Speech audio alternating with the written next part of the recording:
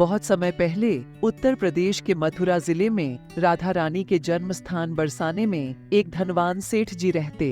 The सेठ जी के 3 बेटे और 3 बहू हुए। द सेठानी जी का काफी समय पहले देहांत हो चुका था। सेठ जी के पास सुख समृद्धि और धन सब कुछ था। बस सेठ जी के पास एक चीज की कमी थी, उनकी कोई बेटी नहीं थी। एक बार सेठ जी के घर एक पंडित जी आए तो सेठ जी ने उन्हें अपना दुख बताया। पंडित जी, मेरे 3 बेटे हैं पर मेरी एक भी बेटी नहीं है। तुम चिंता मत करो पुत्र, ये राधा रानी की फोटो अपने कमरे में लगा लो। आज से यही तुम्हारी बेटी है। सेठ जी पहले राधा रानी को भोग लगाते, फिर खुद खाना खाते थे। ऐसे ही कई दिन बीत गए। सेठ जी के जीवन में बेटी का भाव दूर हो गया था। एक दिन सेठ जी अपनी दुकान पर बैठे थे, तब घर में महिलाओं को चूड़ी पहनने एक मनिहारी आई थी। सेठ जी की तीनों बहू ने चूड़ी पहन ली और घर के भीतर चली गई। तभी मनिहारी जैसे ही जाने लगी, एक छोटी सी बच्ची ने उसका हाथ पकड़ लिया। ओ मैया लाओ, मुझे भी चूड़ी पहनाओ, मैं तो रह ही गई। कितने सुंदर और कितनी प्यारी बच्ची है। क्या नाम है तुम्हारा? मेरा नाम राधा है।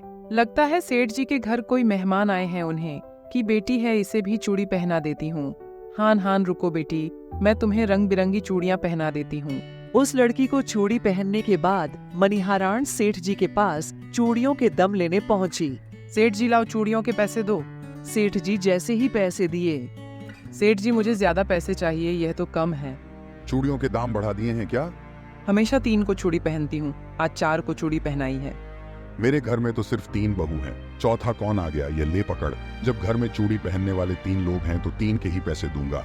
उसके बाद सेठ जी ने मनिहारी को 3 बहू की चूड़ियों के पैसे देकर मनिहारी को भेज दिया और घर आकर अपनी बहू से पूछा, बड़ी बहू, क्या तुम तीनों के अलावा किसी और ने भी चूड़ियां पहनी थी? नहीं तो पिताजी, हम तीनों नहीं पहनी थी। क्यों, क्या हुआ? इसका मतलब मनिहारान मेरे से झूठ बोलकर ज्यादा पैसे ले जा रही थी। अच्छा हुआ मैंने उसे पैसे नहीं दिए। सेठ राधा रानी को भोग लगाकर खुद खाकर सो जाता है। फिर उसके सपने में राधा रानी अति है, वह बहुत उदास थी, उनकी आंखें नाम थीं। बेटी क्या हुआ, तुम क्यों उदास हो?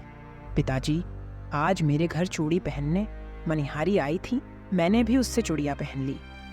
3 बहू की चूड़ियों का मोल तो मनिहारी उनको चुका दिया, परंतु अपनी बेटी को भूल गए। मैं भी तो उसी घर में रहती हूँ ना पिताजी, आप ही तो कहते हो मैं आपकी बेटी हूँ।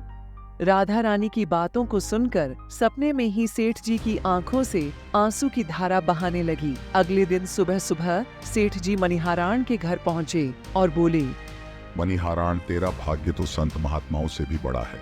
मैंने श्री राधा रानी को अपनी बेटी माना है, लेकिन अभी तक इन आंखों से उनके दर्शन नहीं हुए और तुझसे वो चूड़ी पहन गई। सेठ जी ने उसको उसका मोल वापस किया और वह भी श्री राधा रानी की यह महिमा देखकर रोने लगती है।